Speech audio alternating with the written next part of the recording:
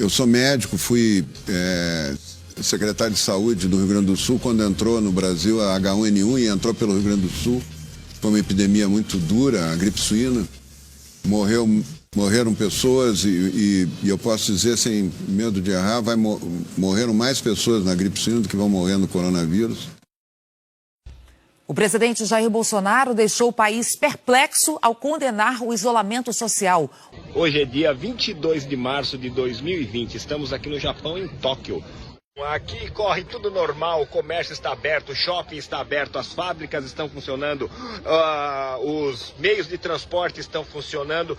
Nós temos casos de doença assim, só que é tratado como uma gripe normal, sem pânico, sem problema nenhum. O governo se recusou a decretar estado de emergência e a população está tranquila, está curtindo esse belo dia de primavera e o aparecimento das nossas flores de cerejeira aqui e eu fazendo compra.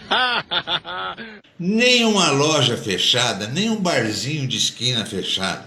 Por quê? Porque eles não são bobos, eles não são burros. Todo mundo, vida normal, funcionando normalmente, tomando aqueles cuidados de higiene apenas.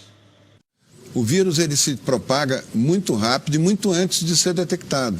Quando se descobre que tem um vírus novo, ele já está na população, ele já está circulando, né?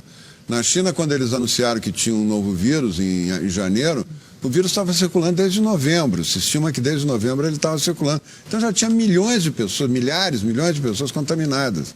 E aí começam a aparecer os casos sintomáticos. Porque uma coisa importante que a população saiba é que 99% das pessoas que vão ser contaminadas pelo vírus não vão ter sintoma nenhum.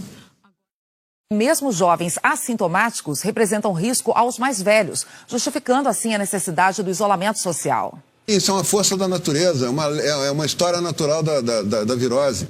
Ela só regride quando a maioria da população está contaminada. E a maioria não vai sentir nada.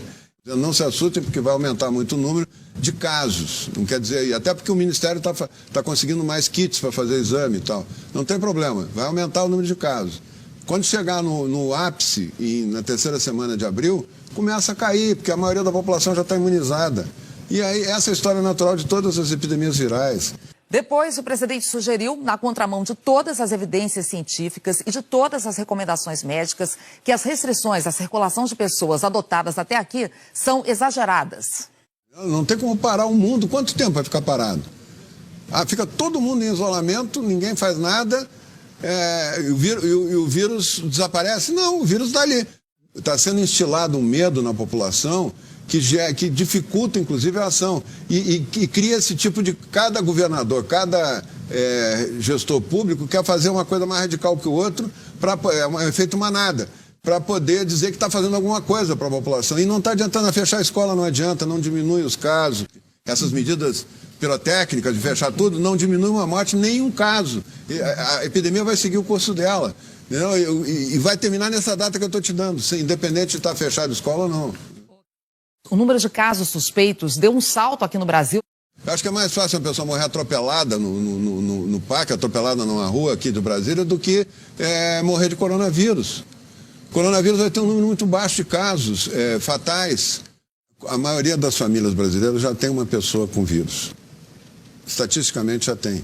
Se fechar em casa, ela vai contaminar todo mundo. Foi o que aconteceu na Itália, na Lombardia. Eles começaram a fazer a quarentena, triplicou o número de casos. 12 dias depois tinha o triplo de casos por dia, casos novos por dia. Não funciona isso aí, não funciona. O que tem que é seguir o bom senso da medicina, da epidemiologia, tomar os cuidados, sempre estar lavando as mãos, sempre manter essa distância, uma distância de 1 metro, no mínimo 1 metro de distância. Mas existem alguns órgãos de comunicação que estão só reverberando o tempo todo, sem parar, as notícias ruins. Comparando, por exemplo, o Brasil vai ser igual à Itália, né? A Itália é um caso único, depois eu posso explicar. A Itália é um caso único, o Brasil não vai ser a Itália. Na verdade, é uma região da Itália que está afetada, não é a Itália toda, né? É a região da Lombardia, né? E algumas cidades, Bérgamo, Lodi, Milão, né? Ali, aquela região ali.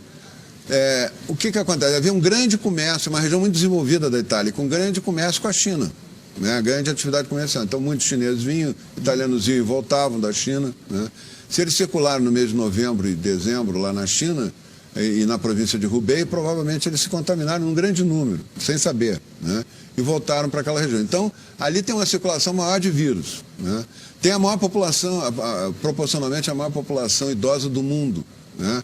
Pessoas acima de 70 anos é uma região rica, então as pessoas se alimentam melhor, vivem mais, se cuidam mais. Então tem uma população idosa enorme. E estão no rigor do inverno, que terminou ontem, né? Agora está começando o outono lá. É primavera, nós é que começamos o outono, né? Então é uma situação muito peculiar. Se juntaram uma série de fatores que estão dando. A Sicília não tem nada. Algumas poucas autoridades, estaduais e municipais, devem abandonar o conceito de terra arrasada, a proibição de transportes, o fechamento de comércio e o confinamento em massa. Primeira semana de junho terminou essa epidemia. Primeira, segunda semana de junho já terminou, né? No Brasil, pode ficar pipocando em alguns lugares que teve menos casos, vai ter um pouquinho mais e tal, mas a epidemia como um todo, ela termina.